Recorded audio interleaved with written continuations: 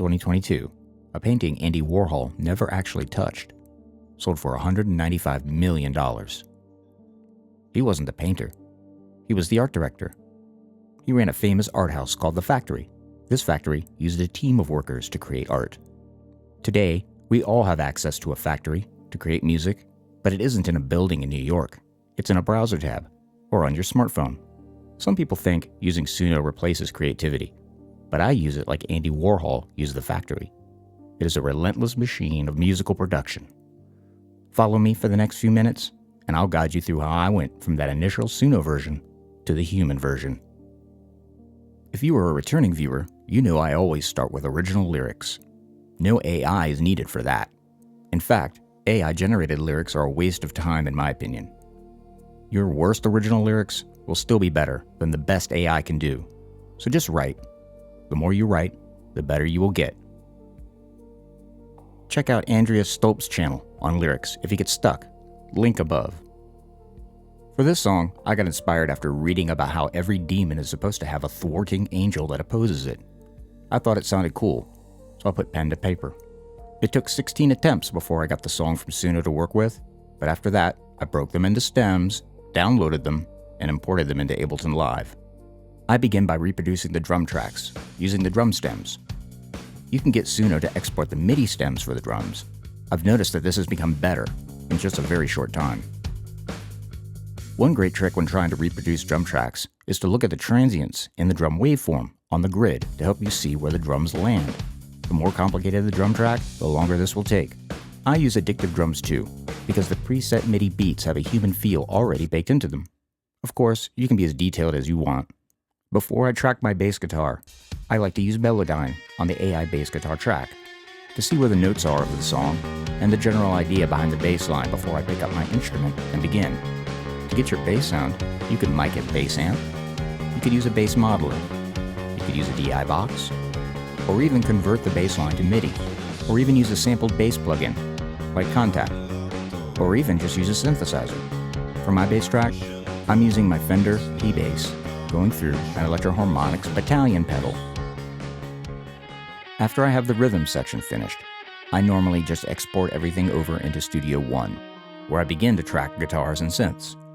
I don't bother trying to copy these takes perfectly, mostly because AI generation often has a terrible time differentiating between guitars and synths in the stems.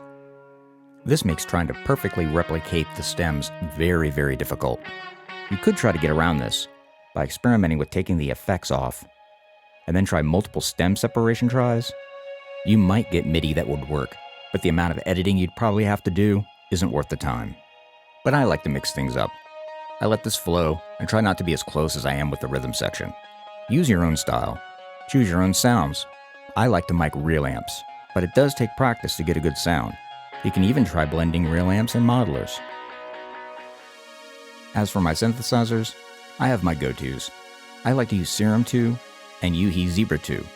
Zebra 2 still sounds amazing after 20 years, and I'm pretty good with it. As for programming, you have to just dig in and try to make a great sound. There's no right or wrong, just use your ears. As I've mentioned before, I'm not a piano player, but I am pretty good at drawing in MIDI on a piano roll. Listen carefully, find the chords, make it work. At this point, I stem out my original tracks and leave all the AI audio behind for good. I import my original stems into my mixing template inside Studio One and track my vocals there. I prefer Studio One's easy comping of vocals and ARA support to correct any place where the vocal tick was good, but I was sharp or flat. I don't go crazy with Melodyne, but you can certainly do whatever you want. After the vocals are tight, I begin to mix. If you need help here, I highly suggest Sarah Carter's channel on mixing. Link above. Her no-nonsense approach is very good, and I find her relaxing to listen to as well. Mixing can take time. Get decent studio monitors, treat your room the best you can, and listen to music you know well. Another trick can be inserting a reference track of a song you know well and comparing your mix to it as a guardrail. I just use some Yamaha HS7 active monitors and a Presonus 8-inch subwoofer, but for years I mixed on inexpensive Wharfdales. With time and practice and a decent audio interface with decent monitors in a familiar room, you can get good results. I've found that time can outweigh expensive gear. Also, the more time you spend early on getting good sounds, the less time you'll spend later in production. Or consider hiring a mixing engineer to finish it off for you if you're not happy with your results. And there we have it. Thwarting Angel, originally created in Suno, stemmed out, imported into Ableton Live where I did the rhythm section, exported then into Studio One for guitars, synths, and vocal takes, mixed, and then becomes 100% human-authored. And if you have any doubts on whether or not this workflow can be copyrighted, I would suggest that you read the Congressional Research Service Generative Artificial Intelligence and Copyright Law, updated July 18th, 2025. On page 2, under the section, May Humans Copyright Works That They Create Using AI, it plainly states, works containing AI-generated material may be copyrighted under some circumstances, such as sufficiently creative human arrangements or modifications of AI-generated material, or works that combine AI-generated and human-authored material. The AI guidance states authors may claim copyright protection only for their contributions to such works, and that they must identify and disclaim AI-generated parts of the works when applying to register their copyright. That last sentence is very important, and I'm not a lawyer. However, in this workflow, since there's no AI audio left in the end, how could there possibly be a duty to disclose? If you made it this far, thanks so much for listening. We just passed the 500 subscriber mark, and I'm really happy. If you found the workflow useful, there is a Suno affiliate link below. If you use it, I get a small cut, but you don't have to pay anything extra, and it would go a long way to keep this channel rolling and to share how to use Suno ethically to create human-authored music.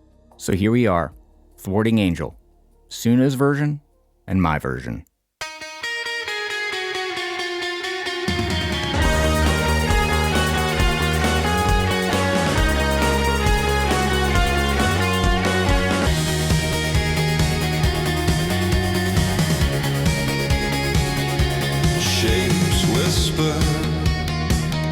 Behind locked doors, push and pull, it's never gone. The true is force, all unseen.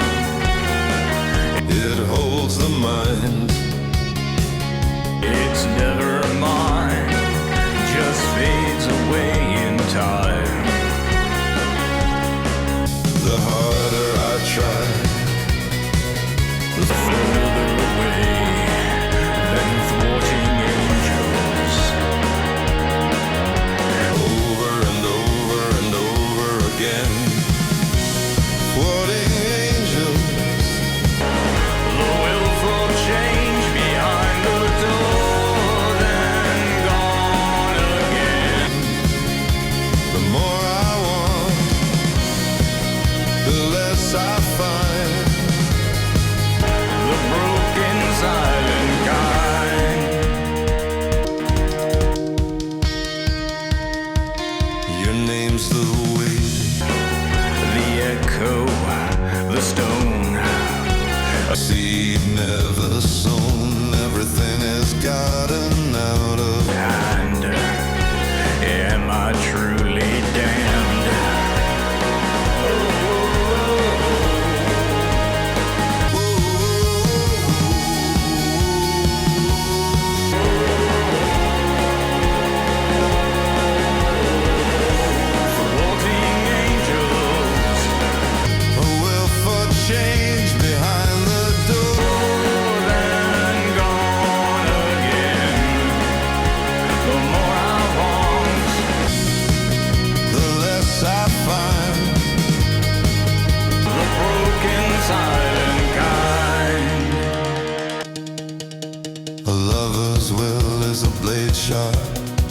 It carves the heart, it's torn.